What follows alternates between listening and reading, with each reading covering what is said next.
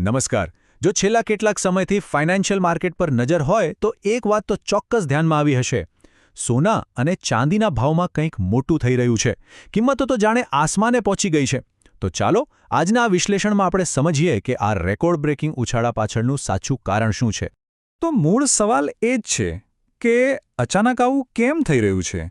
એવું તો શું થયું કે રોકાણકારો આટલી ઝડપીથી સોના ચાંદી જેવી કિંમતી ધાતુઓ પાછળ દોડી રહ્યા છે. ચાલો આની પાછળનું કારણ શોધીએ.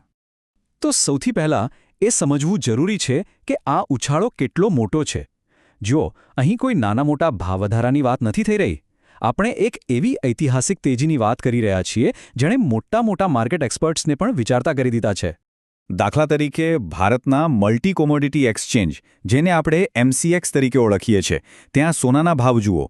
પ્રતિ 10 ગ્રામ ₹1,40,988. આ એક ઓલ ટાઈમ હાઈ છે, એક નવો જ રેકોર્ડ. આ આંકડો પોતે જ બતાવે છે કે બજારમાં તેજી કેટલી જબરદસ્ત છે. અને વાત ખાલી સોનાની નથી. ચાંદી તો એનાથી પણ એક કદમ આગળ નીકળી ગઈ.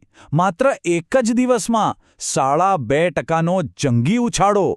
MCX પર ચાંદીનો ભાવ પ્રતિ કિલોગ્રામ ₹3,19,949ની નવી ઊંચાઈએ પહોંચી ગયો. આ બતાવે છે કે આ તેજી કેટલી ઝડપી અને મજબૂત છે. સારું, તો હવે આપણે એ તો જાણી લીધું કે શું થયું. પણ હવે એનાથી પણ મોટા સવાલ પર આવીએ. શા માટે આટલી મોટી માર્કેટ રિએક્શન પાછળનું કારણ શું છે? આ બધી ઉથલપાથલનું મૂળ એક મોટા ડરમાં છુપાયેલું છે. અને એ ડર છે અમેરિકા અને યુરોપ વચ્ચે ફરી એકવાર ટ્રેડ વોર એટલે કે વેપાર યુદ્ધ શરૂ થવાનો. થયું એવું કે અમેરિકાએ યુરોપિયન દેશો પર ટેરિફ લગાવવાની ચેતવણી આપી અને બસ આ એક જ વાતથી દુનિયાભરના રોકાણકારોમાં ગભરાટ ફેલાઈ ગયો. અને આ જ ઘટના આપણને એક ખૂબ જ મહત્વના કોન્સેપ્ટ તરફ લઈ જાય છે, જેને કહેવાય છે સેફ હેવન એસેટ. હવે આ શું છે?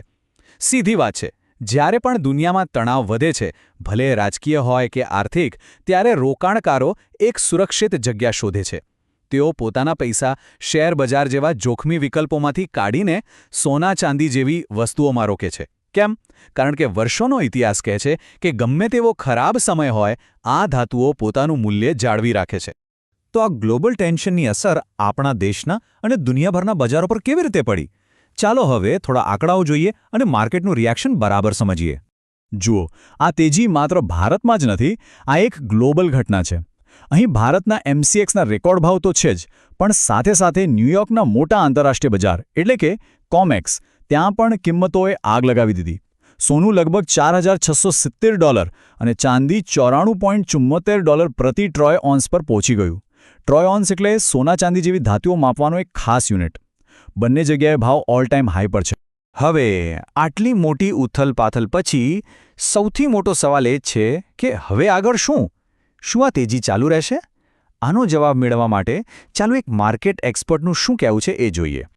પૃથ્વી ફિનમાર્ટના મનોજકુમાર જૈન જેવા એક્સપર્ટ્સનું માનવું છે કે માર્કેટમાં આ વોલેટિલિટી એટલે કે ભાવમાં ઉતાર ચઢાવ હજુ ચાલુ રહેશે. પણ એમનું એ પણ કહેવું છે કે આ ઉતાર ચઢાવ વચ્ચે સોના અને ચાંદી માટે અમુક સપોર્ટ લેવલ છે. હવે આ સપોર્ટ લેવલ એટલે શું?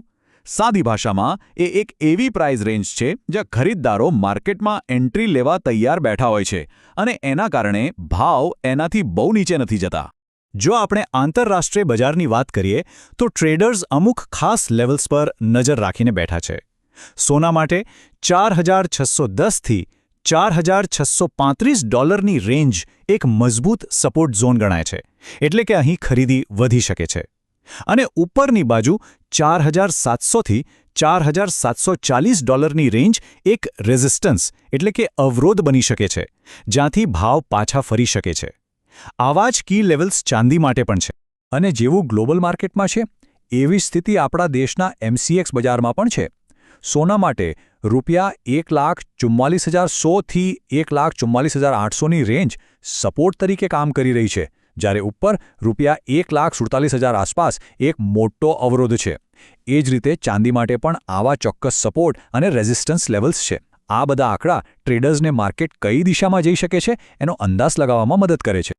તો આ બધા આંકડાઓ, લેવલ્સ અને એક્સપર્ટના મંતવ્યો, આ બધાનો સાર શું નીકળે છે?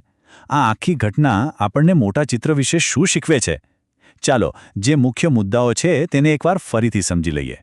સૌથી મોટી વાત એ છે કે સોના ચાંદીના ભાવ ખાલી આંકડા નથી. એ તો ગ્લોબલ ઇકોનોમીની ચિંતા માપવાનું એક બેરોમીટર છે. આ ઉછાળો આપણને સીધું એ જ કહે છે કે જ્યારે પણ દુનિયામાં અનિશ્ચિતતા વધે છે ત્યારે રોકાણકારો સુરક્ષાને પહેલી પ્રાથમિકતા આપે છે. અને જે રીતે ભૌગોલિક રાજકીય ઘટનાઓની સીધી અસર માર્કેટ પર પડે છે એ જોતા લાગે છે કે ભાવમાં આ ઉતાર-ચઢાવ હજુ થોડો સમય ચાલુ રહેશે. અને આ બધી ચર્ચા પછી અંતમાં એક મૂળભૂત સવાલ ઊભો થાય છે કે આટલી અસ્થિર દુનિયામાં ખરેખર સુરક્ષિત છે શું? જ્યારે માર્કેટ અને રાજકારણ સતત બદલાતા રહે છે ત્યારે સુરક્ષિત રોકાણનો અસલી મતલબ શું? આ એક એવો સવાલ છે જેના પર વિચાર કરવો ખરેખર જરૂરી છે.